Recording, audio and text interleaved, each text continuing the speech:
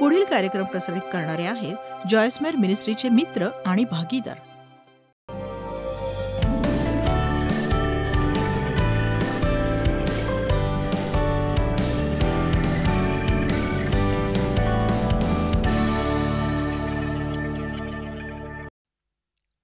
आता वेळ आलीये कुंपणाबाहेर पडायची.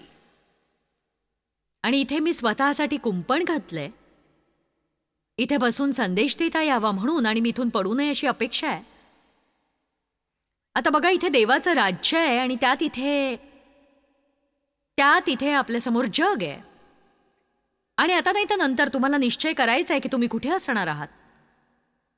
आपण रविवारी देवाच्या राज्यात आणि सोमवारी जगात असू शकत नाही. आपण हा दृढ निश्चय करायला हवा की जर आपण ख्रिस्ती आहोत तर आपण नेहमीच ख्रिस्ती असल्यासारखं वागायला हवं, आणि फक्त ख्रिस्ती मित्रांसोबत असतानाच नव्हे. अशा वागण्याला तडजोड असं म्हणतात. आणि जग हे तडजोडीने भरलेलं आहे. पण बायबलमध्ये कुठेही तडजोडीला प्रोत्साहन किंवा पाठिंबा देण्यात आलेला नाहीये. आणि तडजोड म्हणजे एखादी गोष्ट अयोग्य असतानाही ती चालवून घेणं. प्रभू येशू अरण्यात असताना सैतानाने एकदाच कर असं सांगितलेल्या लबाडीसारखं आहे ते. जर तू एकदाच पाया पडून मला नमन करशील तर मी हे सगळे तुला देईन. आपण सगळ्यात वाईट आणि सगळ्यात उत्तम अशा काळात जगतो आहोत. आज जगाची स्थिती फारच दयनीय आहे, आणि ही स्थिती फक्त अमेरिकेचीच नाही तर जगात सगळीकडे हीच परिस्थिती आहे. बघा, देवाला प्रत्येक गोष्टीतून वगळण्यासाठी सरळ नरकातून सैतानाच्या मोठ्या कारवाया चालू आहेत. आणि बघा, देव वगळला जाऊ शकत नाही. त्याने जे सुरू केलंय ते तो नक्कीच पूर्णत्वास नेईल. आमेन. पण आपलंही एक काम आहे, आणि मी या काळाला सर्वोत्तम काळ असं म्हणते, कारण देवाच्या राज्याच्या वाढीसाठी हा सर्वोत्तम असा काळ आहे. कारण मला विश्वास आहे की इतिहासात पूर्वी झालं नाही तेवढ्या मोठ्या प्रमाणात आत्म्याचं तारण या युगात होणार आहे. तुम्हाला वाटत असेल की या काळात जगणं फार कठीण आहे, पण खरं तर हा सन्मान आहे आपला नक्कीच की देवाने आपल्याला निवडलेलं आहे. देवाने आपल्याला निवडून घेतलेलं आहे. इतिहासातल्या या काळात पृथ्वीवर जगण्यासाठी. आणि ते खूप महत्वाचं आहे. मी म्हटलं देवाने आपल्याला निवडून घेतलंय, हा आपला सन्मान आहे.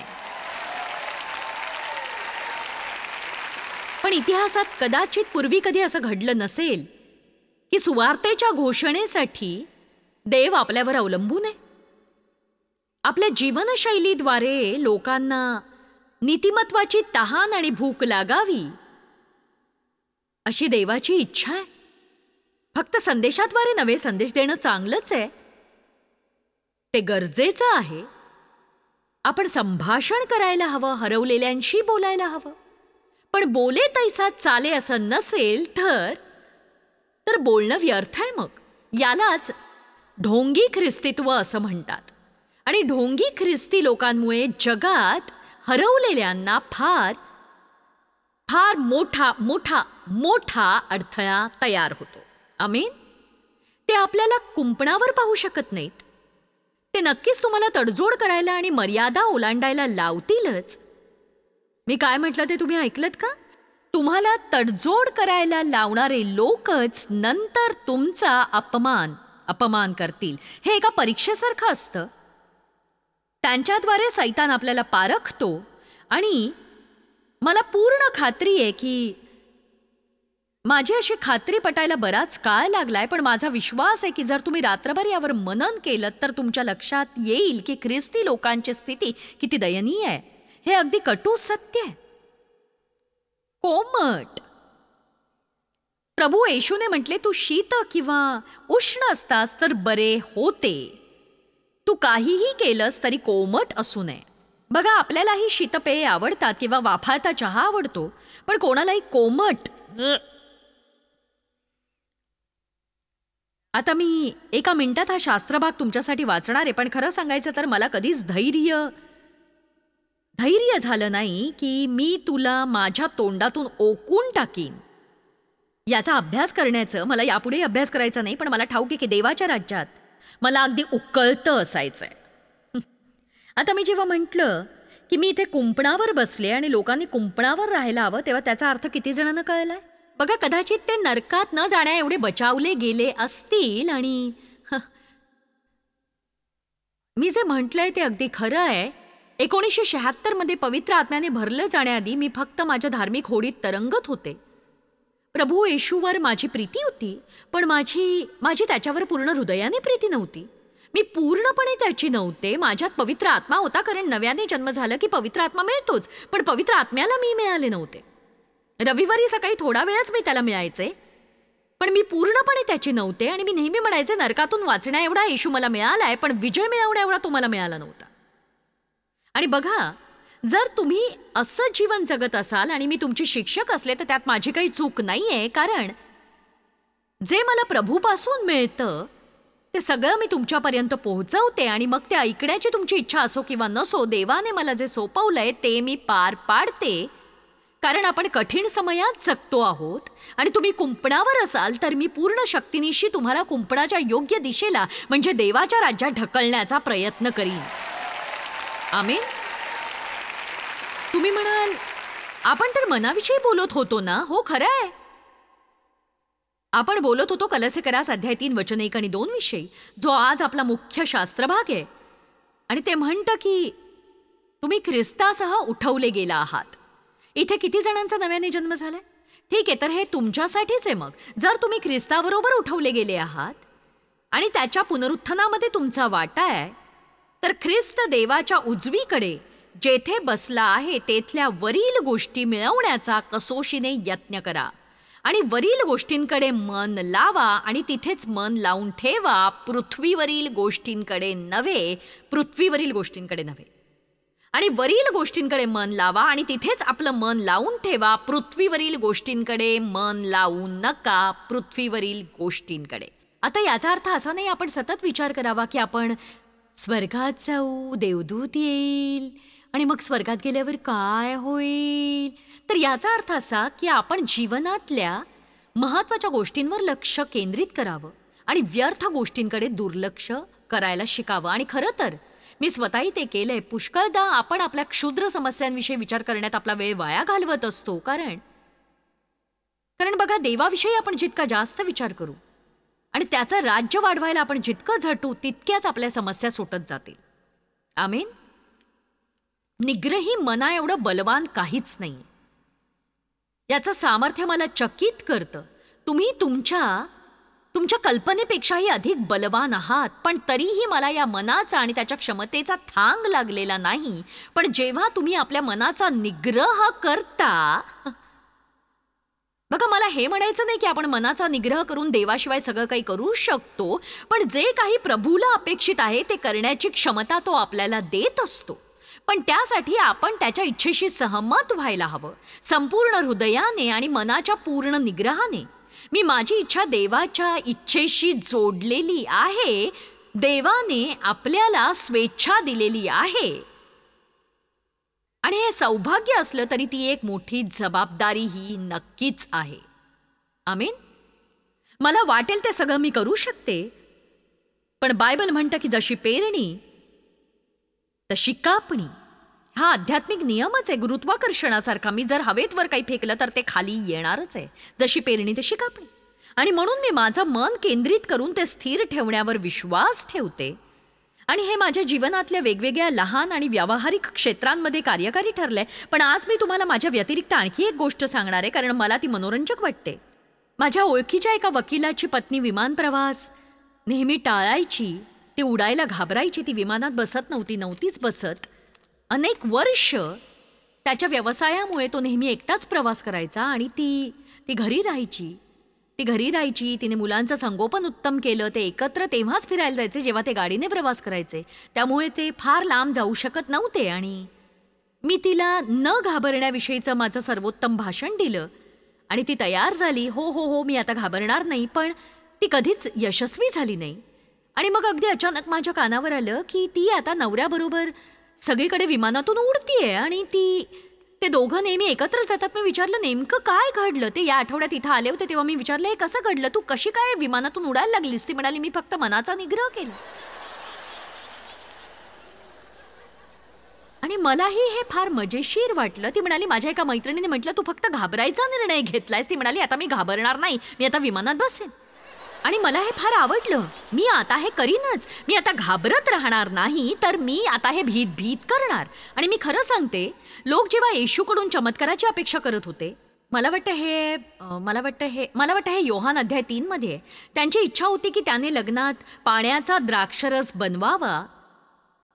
प्रभू येशूची आई तिथे असलेल्या लोकांना म्हणाली की हा तुम्हाला जे काही सांगेल ते तुम्ही करा. तुम्हालाही चमत्कार हवा असेल तर तो जे काही सांगतो ते तुम्ही करा. बघा, तुम्ही ठरवलं तरी तुम्हाला ते कधीही जमणार नाही. पण जर देवाने सांगितलं तर जे काही देव सांगतो ते करण्याचं सामर्थ्यही तोच तुम्हाला देत असतो. फक्त तुम्ही तुमच्या मनाचा निग्रह करून त्यावरील गोष्टींवर लक्ष केंद्रित करायला हवं. आपण आपलं लक्ष वरील गोष्टींवर केंद्रित केलं तर बऱ्याच त्रासापासून वाचू. डेव्हला खेळ खेळायला आवडतात, विशेष करून गोल्फ खेळायला आवडतं. आणि मी एकदा डेव्हला म्हटलं की तू कधी विचार केलायस का तुझ्यासाठी किती कठीण होईल. जसजसं तुझं वय वाढेल तसं तुझ्यासाठी गोल्फ खेळणं किती कठीण होईल. तो म्हणाला मी आधीच याचा विचार केलाय. तो म्हणाला मी मनाचा निग्रह केलाय की मी ठणठणीत राहीन. आणि आपण काय विचार करत असतो, मुलं मोठी झाल्यावर ठाऊक नाही माझं काय होईल, मला माहित नाही, मी आता म्हातारी होत चाललीये, मला वाटतं मला काहीच करता येणार नाही, माझं आयुष्यच संपेल, असं होईल तसं होईल तसं होईल तसं. हे माझ्या जीवा तुला हाय 10,000 कारणं शोधून कणतो काय. आमेन. तो विचार करायचा की या जगात मला नक्की काय करायचंय. कदाचित त्याला वेदना होत असतील. तो म्हणायचा मला काय करायचंय. मध्यंतरी गोल्फ खेळताना डेव्हच्या पाठीची शीर दुखावली गेली आणि त्यानंतर काही महिने कसेबसे निघून गेले आणि तो गोल्फसाठी जायचा खरा, पण दुखण्यामुळे विचकावायचा. पण त्याची तऱ्हाच वेगळी आहे. तो नेहमी स्वतःला बजावत असतो, सगळं काही ठीक होईल, सगळं काही ठीक होईल, सगळं काही ठीक होईल. तो आपलं मन आधीच तयार करतो. तो मन तयार करतो आपला आधीच की परिस्थिती कितीही बदलली तरीही तो त्यामुळे दयनीय होणार नाही. तो आपलं मन आधीच तयार करतो. बऱ्याच जणांना आपलं मन तयार करण्याची गरज आहे. कदाचित भविष्यात तुमच्यावर काहीतरी अनामिक संकट येण्याचा विचार तुमच्या मनात येत असेल आणि त्याची भीती तुमच्या मनात असेल तर तुम्ही असं म्हणायची गरज आहे, माझ्या विचारांपेक्षाही मी बलवान आहे. माझ्या मार्गात काही आलं तरी ख्रिस्त जो माझं बल आहे त्याच्याद्वारे मी सगळं काही करू शकतो. सगळं. आपण खूपच विचार करतो आणि आज आपण काही गोष्टींविषयी ठाम निश्चय करायची गरज आहे असं मला वाटतं. आणि मी त्याविषयी आधीच माझ्या मनाचा निग्रह केलाय. मागील वर्षात मी स्वतःबरोबरच काही बैठका घेतल्या. मला वाटतं तुम्ही तेच करायला हवं. तुम्ही वेळ काढून स्वतःशीच हितगुज करा. स्वतःसाठी वेळ काढा आणि म्हणा, जीवा चल चर्चा करूया. बघा, जगामध्ये बऱ्याच घडामोडी अशा घडतायत ज्यामुळे भीतीचं वातावरण निर्माण होत चाललेलं आहे. आणि अशी ही वेळ येऊ शकते की संदेश द्यायचा की नाही यावरही कायदा बनू शकेल. आणि पुढे काय होईल आपल्याला ठाऊक नाही. पण वेळेच्या आधीच आपण आपलं मन तयार करायला हवं की आपण फक्त देवाची सेवा करणार. आणि आज मी तुम्हाला काही गोष्टी सांगणार आहे, त्या तुम्ही चटकन ओळखू शकाल. आपण कशावर विश्वास ठेवायचा आणि कशावर नाही हे सरकार ठरवू शकत नाही, देव ठरवतो. आमेन. आणि याविषयी आपल्यातील प्रत्येकाने मनाचा निग्रह करणं गरजेचं आहे. सरकार देव नाहीये, देव देव आहे. कोणतंही राष्ट्र असलं तरी फरक पडत नाही. आफ्रिका असो, अमेरिका असो, भारत असो, युरोप असो, कोणताही देश असो, देव देव आहे. जगातल्या कोणत्याही देशाचं सरकार देव असू शकत नाही आणि आपण त्यांच्यापुढे झुकून त्यांना भजवू शकत नाही आणि ते आपल्या समस्या सोडवायला सक्षम नाही. मला कल्पनाही करवत नाही की देव ज्याने आपल्याला सगळं काही दिलं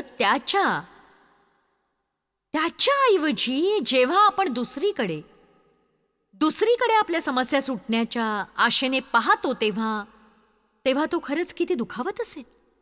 म्हणून काय करायचं याविषयी मी दृढनिश्चय केला. मला आशा आहे तुम्ही असंच कराल. तुम्हाला नोकरी मिळाली की तुमच्या बॉसची इच्छा असते की तुम्ही त्याच्यासाठी नेहमी खोटं बोलावं. बघा, मला माझी नोकरी प्रिय आहे. हो, मला कल्पना होती आज या ठिकाणी अशी शांतता पसरणार आहे. माझ्या बायकोचा फोन आला तर तिला सांगा की मी इथे नाहीये, मी बाहेर गेलोय. हे खोटं आहे. बायबल म्हणतं खोटं बोलू नका. आता खरी मजा येणार आहे नाही का? तुमच्या बॉसने तुम्हाला चोरी करायला सांगितली तर सांगा. बायबल म्हणतं तू चोरी करू नकोस. बघा, एक सांगते, तुमच्या विवेकभावाविरुद्ध पाप करण्यापेक्षा तुम्ही ती नोकरी सोडलेलीच बरी नाही का? आपल्या विवेकभावाविरुद्ध पाप करण्यालाच तडजोड असं म्हणतात. आणि तुम्ही ही गोष्ट ऐकलीच असेल, पण मी तुम्हाला थोडक्यात सांगते. अनेक वर्षांपूर्वी माझी एक नोकरी होती. ही घटना कदाचित 70च्या दशकातली असेल. आणि त्या काळात जरी मी नावाला का होईना पण एक धार्मिक ख्रिस्ती असले तरी माझ्या मनात देवाविषयीचं भय होतं आणि मला त्याला दुखवायचं नव्हतं. मी नोकरी करत होते आणि माझा बॉस, मी हिशोब सांभाळायचे. माझ्या बॉसची इच्छा होती मी कुणाचं तरी देणं शून्य दाखवावं, म्हणजे त्यांना कळणारच नाही की आम्हाला त्यांचं देणं द्यायचंय ते. आणि तसं पाहिल्यास आम्ही त्यांना चेक पाठवायला हवा होता. आणि माझ्या बॉसला स्वतःची उधारी दाखवायची नव्हती, कारण त्याला त्यांचे पैसे वाचवायचे होते.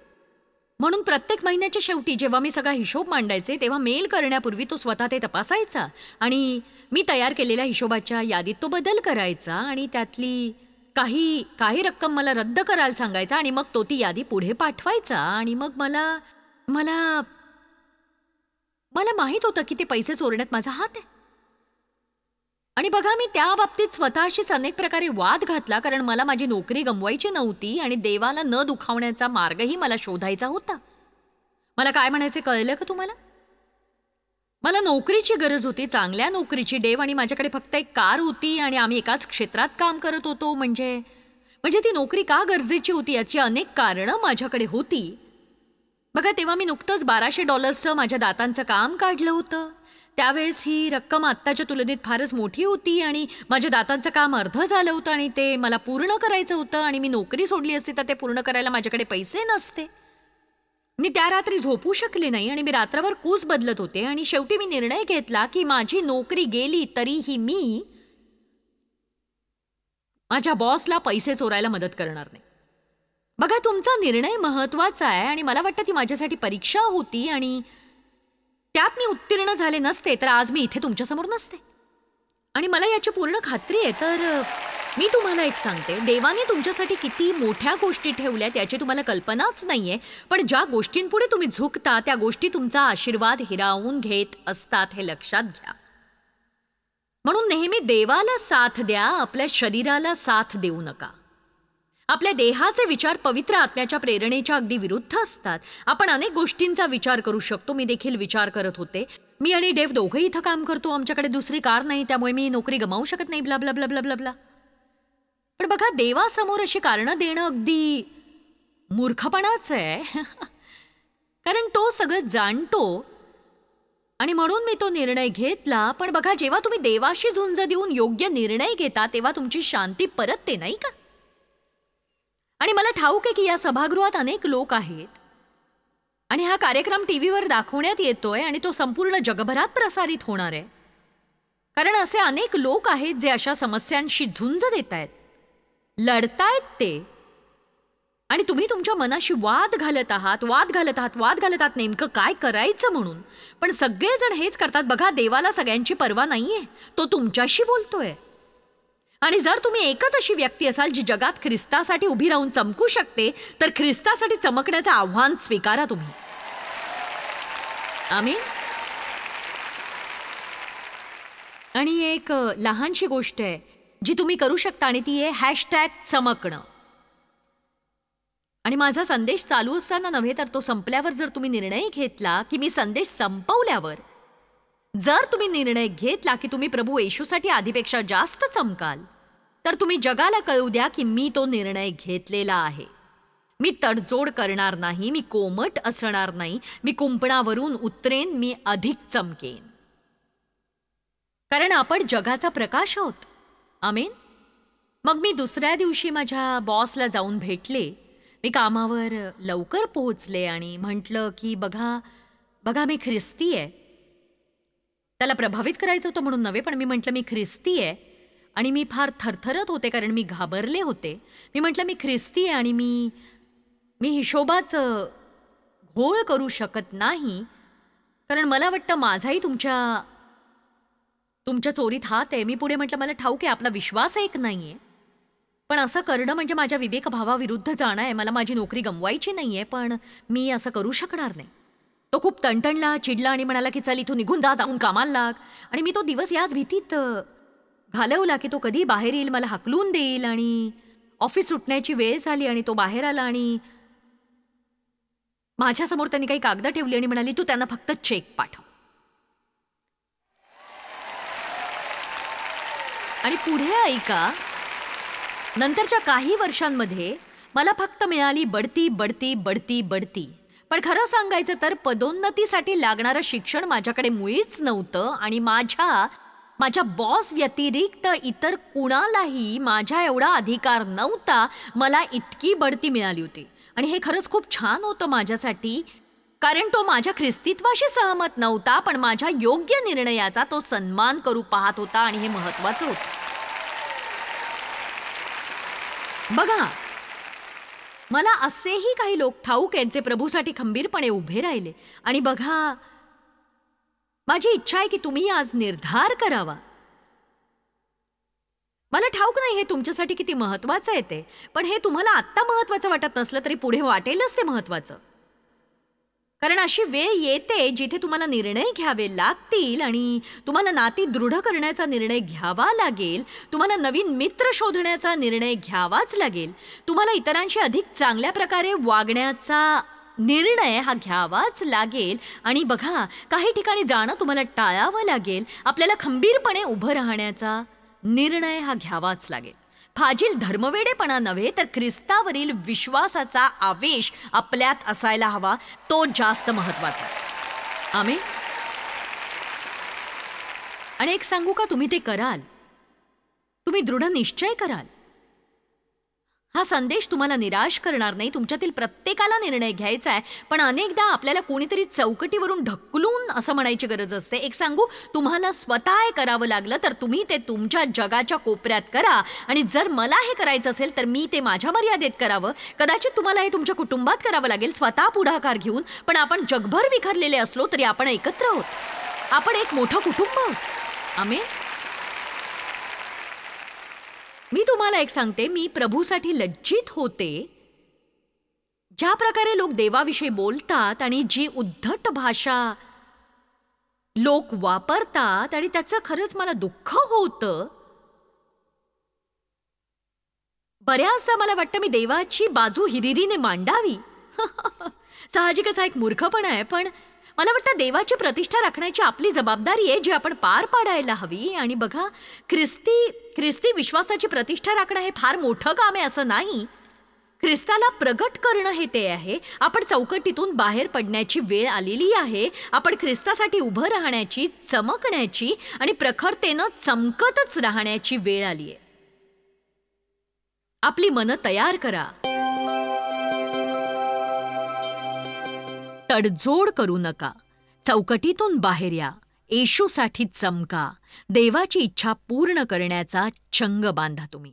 मी तुम्हाला आजवर जी काही मदत केली आहे त्यापेक्षा अधिक मदत करण्याचा एक भाग म्हणून तुमचा दिवस छान जाओ. देव तुमच्यावर प्रीती करतो आणि कृपाही करतो. देवाची स्तुती असो. जॉयस मेयर मिनिस्ट्रीज करता तुम्ही खूप मौल्यवान आहात. आम्हाला तुमचं कौतुक आहे आणि जगभरामध्ये हे सेवा कार्य शक्य करण्याकरता आम्ही आमच्या मित्रांचे आणि पार्टनर्सचे आभारी आहोत. आम्ही एकत्रितपणे भुकेल्यांना खाऊ घालतो, गरिबांना वस्त्र देतो आणि राष्ट्रांना सुवार्ता सांगतो. तुमच्या प्रार्थनेच्या विनंती करता आमच्याविषयी आणखी माहिती मिळवा.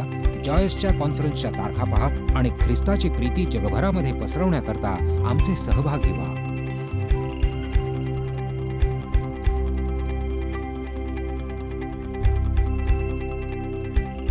याचा सर्व खर्च जॉयस्मॅर मिनिस्ट्रीचे मित्र आणि भागीदार करत आहेत.